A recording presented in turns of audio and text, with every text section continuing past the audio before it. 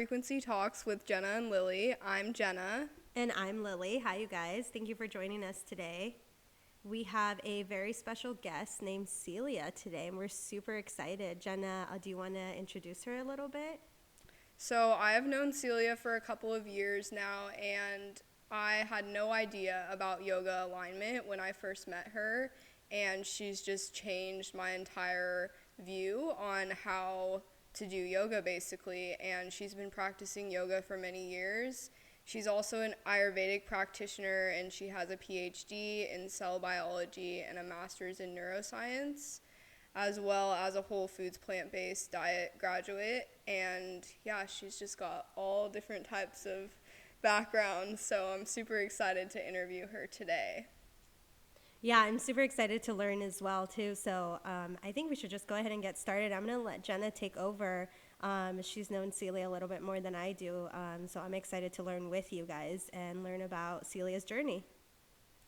So our first question is, what is your view on yoga? Okay, so I just want to say hi. Thanks for having me. It's a treat to be here.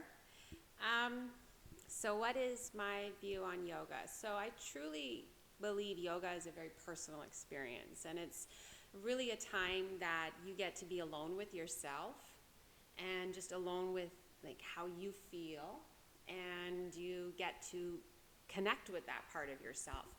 And I truly believe that's something very necessary today. I mean, when you look around and you go about your day, there's not many times that you get to have the opportunity to be with yourself. And a lot of times when we do have the opportunity, we fill that time then with some distracting object or activity, like being on the phone or something like that. Mm-hmm. So even those brief moments when we're sitting at a red light in our car alone and we can be alone and enjoy being alone, you'll look around at the red light and you'll likely see a bunch of people on their phone. So even we don't give ourselves that gift of going within, and it's interesting. Like, it's really a very special time if you see a group of students coming in to take a yoga class, and then you see how they are when they come in, and then you see them when they leave. It's they're completely a different person. And maybe that time that they had of just getting away from things and being with themselves and feeling how things feel in their body and just experiencing how everything is opening and energy is moving in a better way, we can create that in many different times. So I feel like personally that's really what yoga is. It's really a personal experience. I can go on. Yoga, I also feel that yoga is a therapy. I've worked with enough people now, and I find that yoga has this amazing ability to just promote a wellness in the body. We tend to live lives that, where we're moving around a lot, we're not paying attention, we're getting hurt, or we favor one side of our body over the other.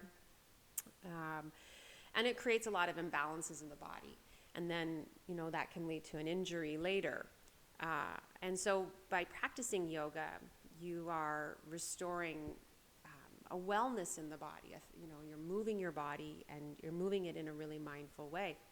That said, yoga can also be extremely harmful if not done correctly.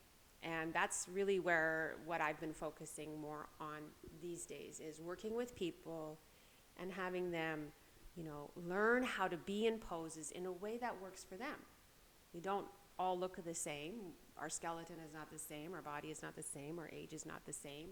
Even where we are in our monthly cycle may not be the same. And so, it's really important that you learn how to be in poses in a way that honors you. Yeah, I totally agree. And yoga is not always about the physical experience. It's also about the emotional experience and the spiritual experience and all of that too.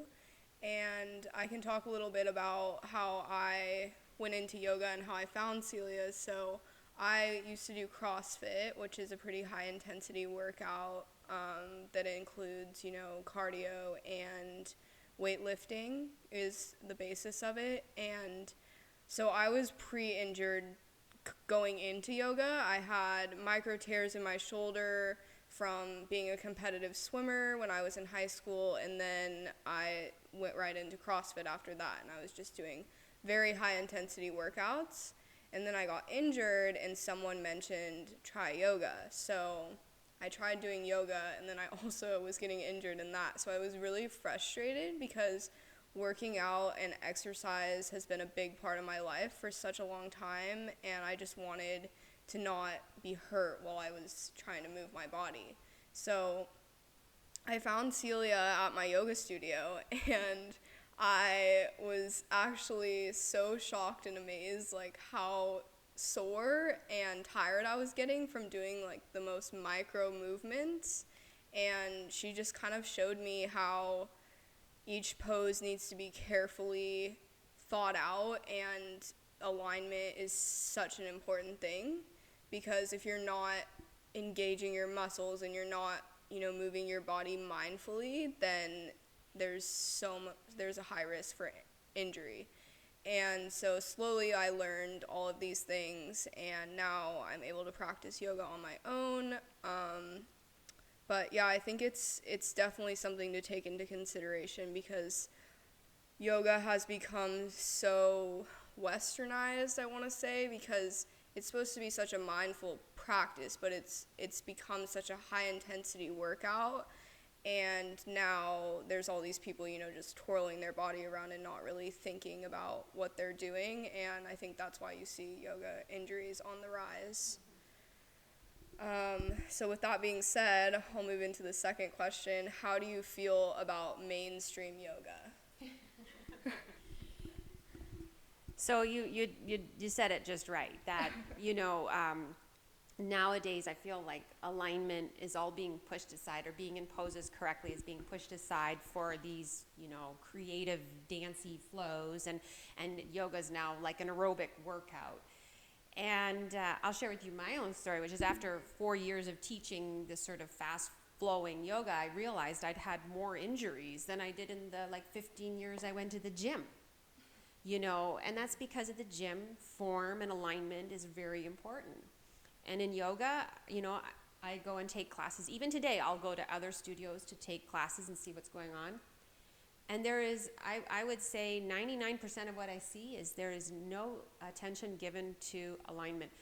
Teachers will often, call out an alignment cue, but no one's implementing that cue in their practice, and there's no one coming to help students. So I'll be taking a class looking at a sea of students who are all in an unaligned, incorrect pose, and a teacher who's not seeming to be too interested in fixing that, or maybe they just don't know. I mean, a 200-hour training, in my opinion, with only 20 hours of that is dedicated to anatomy is absolutely ridiculous.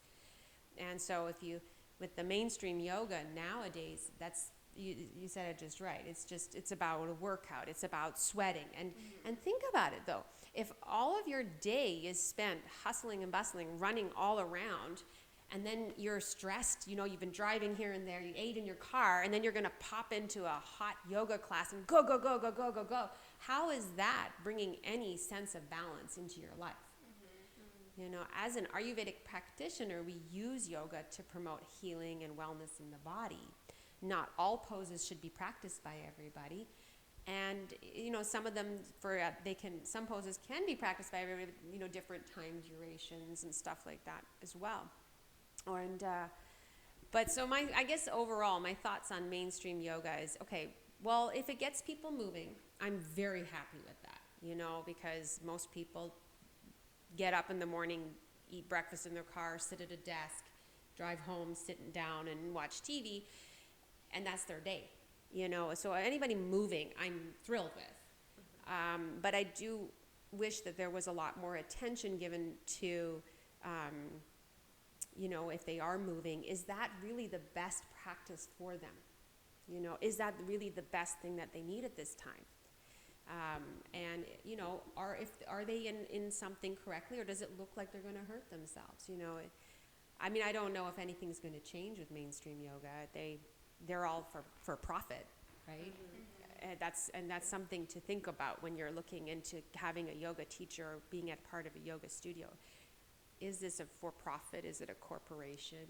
Something to consider. But if they're moving, that's great. I just hope that after a while, if a couple months of that, either you find maybe a teacher with a bit more experience, or I don't know, maybe they fall away from it and find something else. So, but overall, you move, great, and then hopefully you grow from there. A lot of people go that route, though. I think they go for like the mainstream, and then they want to find more. Yes. Is that what you find too? Yeah, I definitely think so, and I think it is important to move your body, but also to find that balance so that you're not always doing all these high intensity exercises, because sometimes yoga can be high intensity, and just to find that balance between the both, so you're not constantly going through your day like go go go go, and then popping into a class like you said and taking this high intensity class. So I think that's the main thing to consider, is balance and just being mindful about what you're doing. So our third question is, what got you into Ayurvedic medicine? So similar to yoga, the reason I got into yoga was for myself. Same with Ayurveda. So when I did my first teacher training, I learned about Ayurveda, and it was poorly presented as being a very complicated diet, right? And so a few months after my training, my IBS was flaring up again, and I'm like, I've had it with this. I'm going to go, what's this complicated diet? I'm going to go learn about, this Ayurveda. I'd never heard of it before. And I bought a book and tried to read that, and that wasn't going to happen. I didn't understand half the things they were saying, so I took a course, and I was blown away. I was like, this isn't a diet. This is a complete whole medical system. And I fell in love with Ayurveda because it recognizes that we're not all the same. And so we shouldn't all live the same lifestyle. We shouldn't all eat the same foods. We shouldn't all do the same things. We shouldn't all have the same level of activity. When you get sick, it's not one pill for everybody, And when you do get sick, I loved that in Ayurveda we take the time to find the source, versus here's a pill or, i.e. Band-Aid, and it's you take it forever, whereas Ayurveda is like, okay, let's find out what's wrong and we'll work with that. So I really fell in love with it, and I just wanted to learn a little bit about it. That was all I wanted to do, but I just kept going. I really loved it. And then I wound up actually teaching courses for the Ayurvedic Center as well, on women's health. That was my focus, was a lot on women's health, because I feel like yoga, there's like a lot of confusion about what women should be doing, if they're menopausal or perimenopausal or going through menstrual cycle or wherever they are in the month. So I focused a lot on that with Ayurveda. And that's also where I got more insight into the healing potential of yoga, because Ayurveda uses yoga as a therapy, as a form of treatment.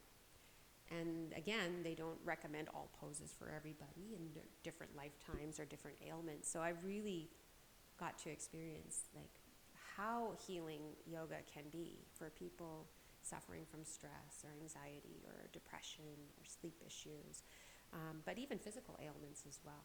So, but yeah, I still work with Ayurveda. I wouldn't say as much anymore, but I still read about it and keep abreast of the information. Yeah, Ayurveda has always been very interesting to me. I discovered it through yoga, and I actually took a class when I was in college on alternative medicine, and that was one of the topics we covered. And so I just really enjoyed how the whole system works, and it's basically, eating with the seasons. Everyone's body is different. There's the different doshas, so Pitta, Kapha, and Vata, and there's a quiz you can take online if you just Google it, and you can figure out what dosha you are, and then you can kind of go from there on how you should go about living your life in all the different aspects. So our fourth question is, have you experienced any challenges with being on this type of path from the people, like family members or friends? So I haven't really experienced any challenge. Well, okay, not from family or friends. Challenges, yes. When you're changing, lifestyles, there's definitely going to be challenges. But in terms of family or friends, I've been very lucky that maybe all these challenges or these changes came about naturally. So my husband and my kids came along with it. My father-in-law, my mother-in-law, she also practices chair yoga too.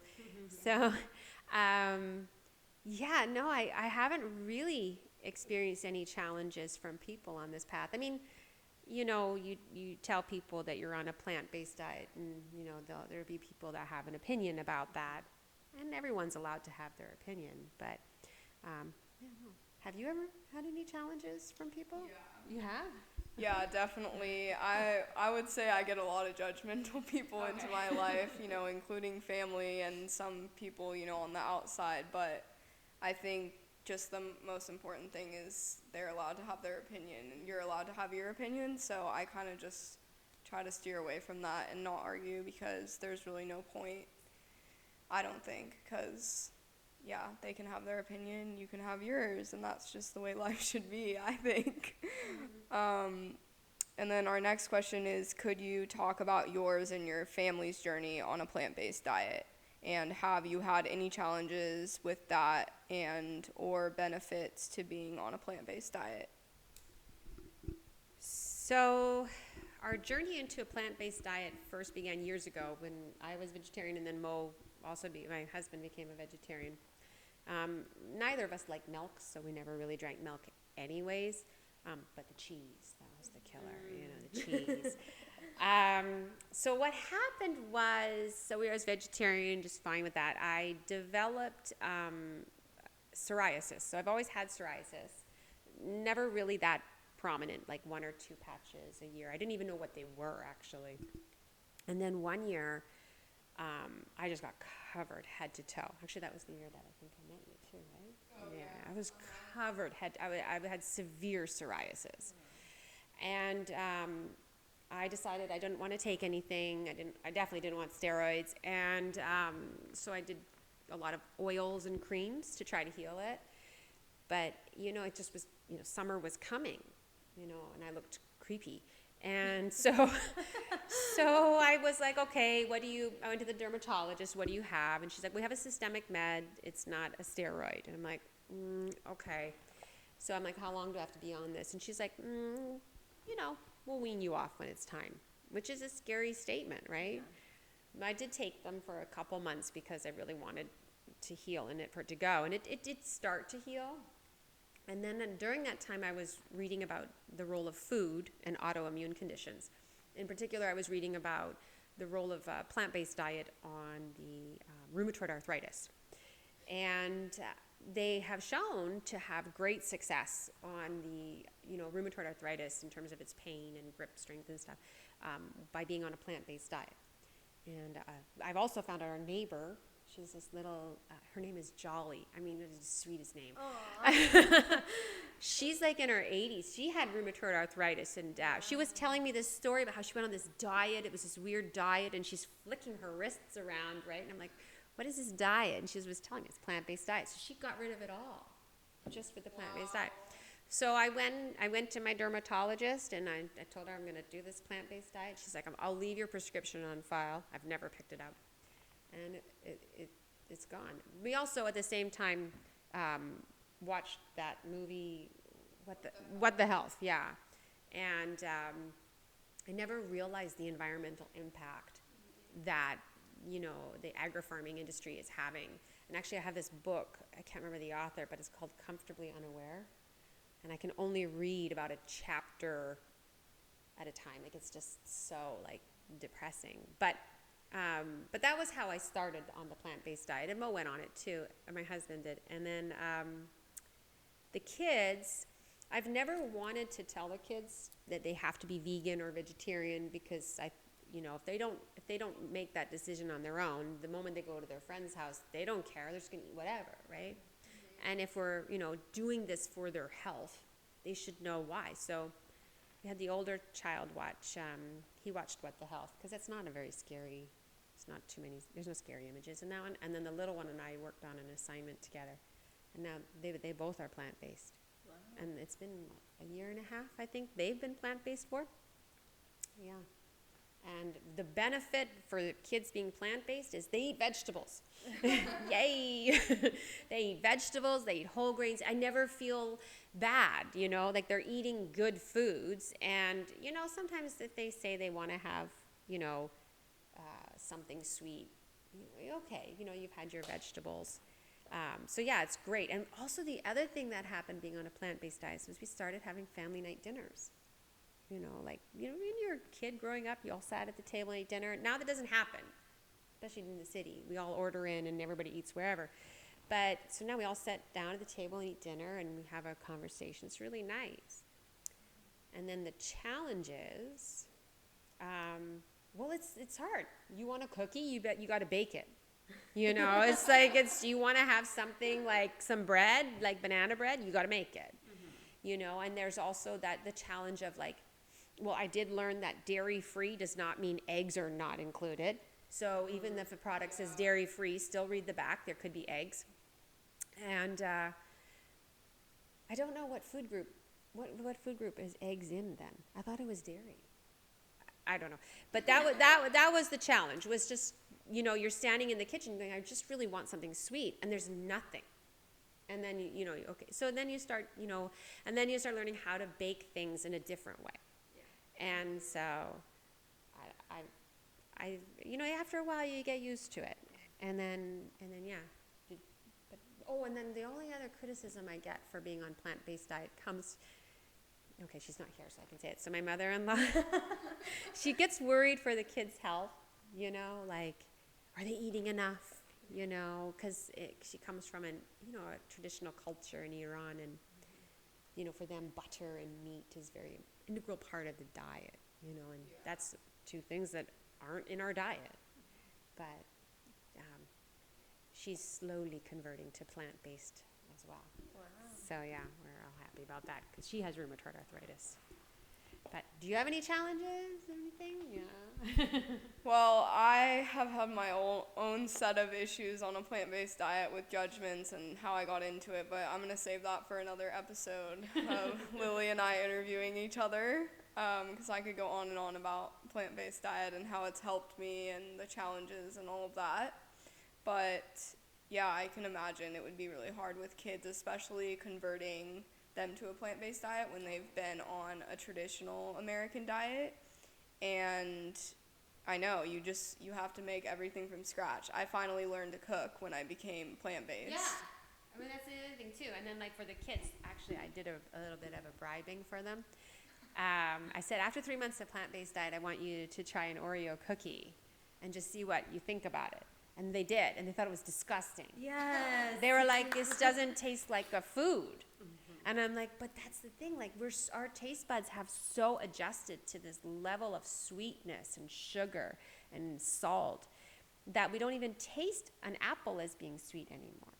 You know, and if you have kids come over and they want dessert and here's some blackberries, they're like, what is this? You know, I want chocolate, you know? So, but my kids have been, you know, they're very strict on it. They won't. I don't ever worry about them going anywhere, and that I truly believe is because I let them make that decision, instead of me telling them what to eat and what not to eat. I mean, I still do. No, eat more fruit. Eat more vegetables. Yeah, that's amazing. I think letting the kids make their own decision definitely makes it more sustainable, and they feel like they're in control of their life also, and that's really important. I think so. Yeah. I think so. So the last question that we ask everyone on the podcast is, what's one piece of advice you wish you could have given your younger self? Let go of trying to be thin and be healthy. That is the one piece of advice. So when I turned 40, I was sitting on the edge of the bed. This just only took like 2 minutes of thought, but it felt like a lifetime. And I realized that I'd spent so much of my life trying to be thin and I was 40 and I was a size 14 and I'm not thin. And I'd done a lot of unhealthy things in order to be thin. So being thin is not healthy. Well, you cannot 100% say being thin is synonymous with being healthy, because sometimes we do unhealthy things to be thin. And if you think about it, if you spend most of your life saying, okay, I want to be thinner than what I am now, then that somehow indirectly implies that you're not happy with how you look at this moment. So then you're walking around with a lot of like negative energy towards yourself and how you feel about yourself. And I decided, as I sat there on the edge of the bed that morning, that I'm not going to try to be thin anymore. I'm just going to be healthy. I'm going to make healthy choices, and I did that. And a year and a half later, I got down to a size 2. I lost 45 pounds. I made lifestyle choices that are healthy, that I can stick with. I changed the lineage of yoga that I was teaching and practicing. I moved from Vinyasa over towards the Iyengar lineage, which is a very alignment-focused lineage, a very prop-centric lineage. And it's just crazy. Like, we changed our diet, but what I found was that the relationships I had in my life also changed. So just by letting go of this negativity you hold for yourself, it allows you to have more compassion for other people in your life, because you're more compassionate towards yourself. So that's the piece of advice I wish I could have given. Don't put so much effort into being thin. Put the effort into being healthy. Because one day I'm going to be 90. I don't care if I'm a size 2 or size 8. I just want to be there for my grandkids, that I can get up and I can be a part of their life. And that's really all I want to have, So, do you have any advice for your younger self? Well, I would say, similar thing, don't focus so much on what other people think and focus on what you think, because really I think that we're in this life to understand how we are and not how other people, like the opinions of other people really just don't matter in the long term of everything. And yeah, I think that's really important, because people focus so much on what other people think, and then there's no energy left for themselves, which means they can't have compassion for other people because they're so worried about themselves. And you might think that you're not, but yeah, I think just going through that and just having compassion for yourself is not selfless or not selfish. It's actually selfless, because you need to be able to love yourself before you can love anyone else. Oh, yeah. No, I totally agree. And it's like, if you don't have that compassion for who you are, how on earth do you expect to have that compassion for other people in your life? And that's not even just like, it's compassion for how you go about your day, and everything. It's compassion to how you treat even people that are only in your life for like 30 seconds. And then it all is going to come out. Like, if we just have more compassion for ourselves, it will just spread to everywhere else. So, but yeah, the focus is, I truly believe, is more on health, and how are even you can think about, like, how are you, what type of activities are you doing? Like, and is that a compassionate activity for yourself? How are you eating? Is that compassionate to yourself? Where are you eating? How are the nature of your relationships? How is your sleep? When we think about health, people always talk about diet and exercise, but I always think, your levels of stress, how are you sleeping, and the qualities of your relationships are equally as important. There was a study, it was a paper that was put out, and they were comparing BMIs from people in 2006 to like people in 1988 that had similar lifestyles. And they found that the people in 2006 have a percentage point of 2.5% higher in BMI, even though they have the same lifestyle. And they attribute that to stress, because obviously stress can also affect your sleep, right? So I think that when we're dealing with health, we're not dealing with, just this, let's diet and exercise, because that somehow implies there's an end, right? And there's no end to being healthy. You always want to be healthy. And then also considering, adding in like meditation practices, self-love practices, taking time to take care of yourself, doing something for yourself, and and doing things with loved ones. These are all come into play when we're dealing with health, I think. I totally agree. I mean, health is a lifestyle, and that's like the whole point of this podcast is we just want to bring everyone health as a lifestyle, you know, on a physical level, but also an emotional level and a spiritual level and a mental level. You know, there's so many different aspects to health, and I don't think one is more important than the other. They're all super important.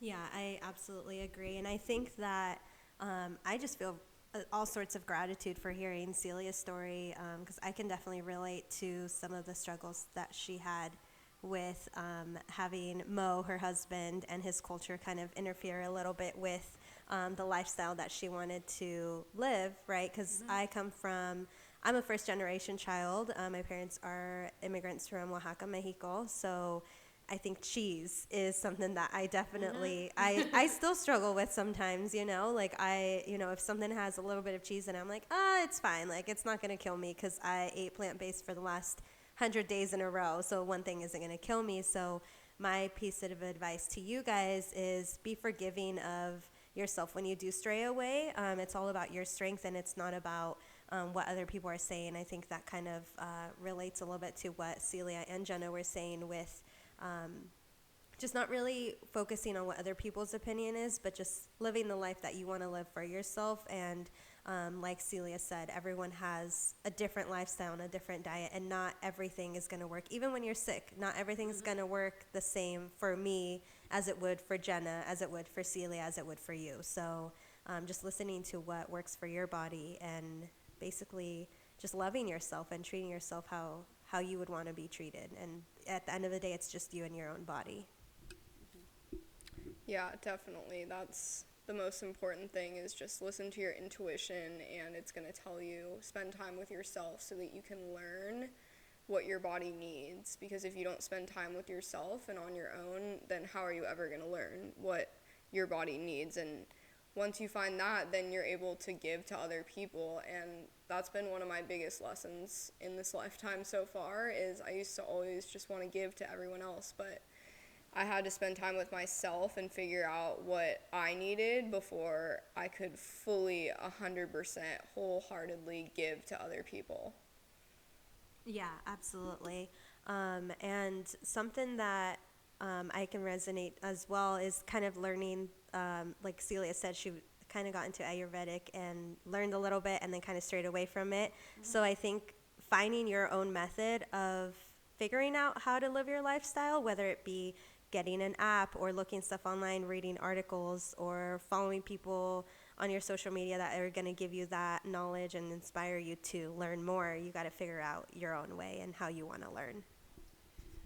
And, I want to just, I agree with both of you, and I want to bring it back a little bit just to yoga, because I do a lot with that, and it comes down to your practice with your yoga practice as well. Mm-hmm. If you find like you're in a class and you're not growing, or your poses you're not growing into them more, you're not experiencing any growth in your practice at all, you really want to consider what is going on in your practice, and also if you're in a class and everybody's doing the same thing and you do the same thing all throughout the month, and you're not changing your class, or you're not changing how you practice throughout the month, that's also concerning. In the Iyengar lineage, every week of the month we have a different focus, and that's so that, and then the last week is restorative, and it's because every different yoga practice cultivates different energy within you. It opens different channels, and it's important that we do all of them. But one of the, like in my private practice, one of the things that I experience a lot when I'm working with people is this constant, like, I constantly hear that teachers or their students are going to classes and they're not getting taught. So people will come to work with me, and usually the first session they're almost angry because they leave and they're like, well, no one's ever told me this. No one's ever pointed that out. No one, like, how did you even see that? And then they'll come again and again, and they're fine, and they start to learn how to be in poses for themselves. But I mean, I truly believe if you are working on your health and yoga is the way that you want to have your physical activity, make sure that you're picking a class that's good for yourself, because a lot of times people are practicing yoga, because that's majority of my clients, and they're getting hurt. So this is not good for your health if you think about it. If you're going to a class and getting hurt, not feeling good afterwards, or not even growing in your practice, this is something then you need to revisit. This is maybe not working for you, and that's okay. There's different yoga lineages. You can swim. I swim every week, and you can walk. These are all sorts of different exercises to do to get you to move. But really, yoga should be something that promotes a health and wellness in your physical body, and your mind will then naturally follow. I mean, I think you've taken my class. I don't generally talk a lot of spiritual talk in the class. I truly believe that's a very personal experience, and I'm not going to implement my own beliefs on other people. Maybe they're not ready for it. And I'm not a psychologist. So if somebody's going to break down and cry in the class, I'm not trained to deal with that den of lions that could have opened, So make sure that even if you are practicing maybe a healthier activity like yoga, make sure that it works for you. Make sure that it is healthy for you, because as I said earlier, I injured myself so many times in the first 4 years that I practiced vinyasa yoga. And sadly, actually, no one in that 4 years ever told me I hyperextended my knees. Like, it's crazy. It wasn't until I moved into Iyengar that somebody was like, "You're shooting your calf back." Anyhow, but you can make sure that the activities that you're picking are healthy. That you're turning TV off and reading books before going to bed instead of looking at TV. Work on developing a good quality of sleep. Make sure that, with eating, I usually encourage people just to go step by step. To do it all at once is very challenging. And then, and go and be with people. I heard this one guy who was talking, and he was saying how, because they were talking about how he has a flip phone. And he said, yeah, well, have you ever seen people on smartphones? You go to restaurants, just look around. He's like, when I go out, I'm going out with somebody because I want to be out with them. I want to be with them. I want to talk with them. If I want to sit and look at my phone, I can stay home. I don't have to go anywhere, and I can just text people. But even, go out, be with people, connect. Social media, it's a great way to share information, but it's not a connection. There's a lot of studies out there to show this actually making us more disconnected from one another. Yeah. So be in the physical presence of a person, and enjoy them. Look at them, listen to them, and I think all of these factors, even if you sleep better and you have better qualities of relationships and you're more compassionate to yourself, your stress level then goes down, and it's just like this circle that comes back around. Yeah. So I think, going and focusing more on health versus, and what works for you. I was telling Jenna, when I go to the pool, I do water aerobics because I like it. I'm going to swim across in these weird noodle things, right? I don't like doing front crawl. It's a lot of work, and so do what works for you and enjoy it. Go hiking, go for a walk, go sit on the beach, do something enjoyable, and take a friend with you. Yeah, definitely. I think enjoying it is like the most important part of everything that you do in life. If you're not enjoying it, then what's the point really of doing it? That's what I ask myself every day. If what I'm about to do, is it going to make me happy, or is it not going to make me happy? And if it's not, I usually just cancel on doing it or don't do it, because life is too short, to do things that make you unhappy. Yeah, you only got one time around the sun, Yeah, make it last, exactly. Yeah, absolutely. And I think staying present and being mindful is something that's really difficult. I think it's very easy to say rather than do. Just with the phone thing that you're talking about, Celia, my biggest pet peeve is iWatches. Okay, so I get it. Like, people are busy. You have your iWatch for a reason. But when you're having a conversation with someone, and then they look down at their watch. I'm like, you're not looking at the time. You're looking at a text. It's just a substitute for your phone. So just try to stay in the moment, you guys, if you can today. Just practice being mindful and staying present and just focusing on what's in front of you, whether it be a plate of food, a person, whether it be your writing, your journaling. Put your phone away for just a few minutes, because I think just staying present and being mindful is definitely something that's very positive and helpful for yourself and your well-being.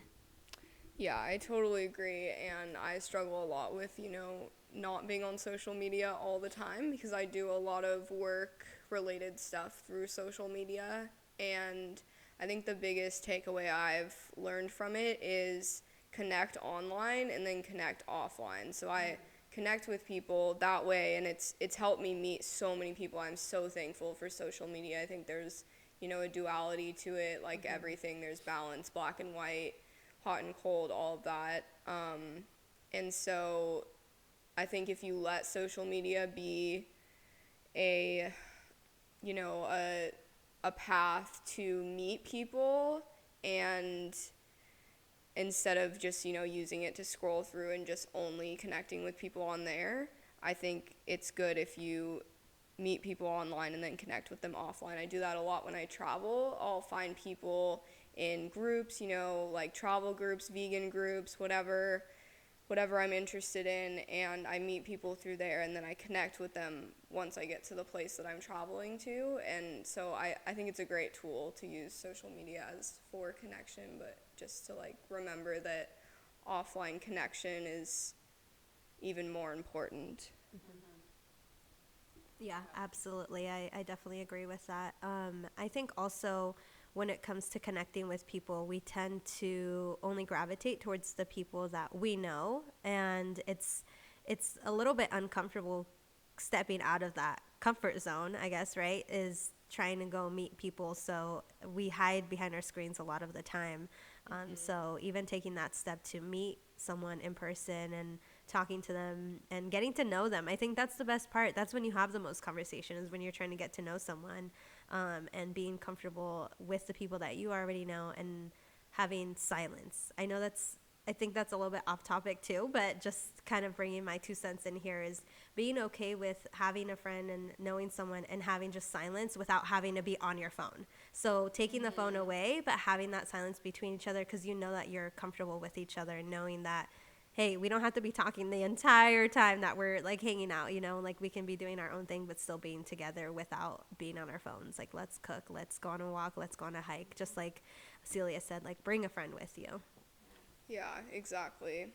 Yeah, enjoying every moment. So, yeah, with that being said, I think that we'll wrap this up now. And I just hope that today you guys enjoy some type of moment in your day.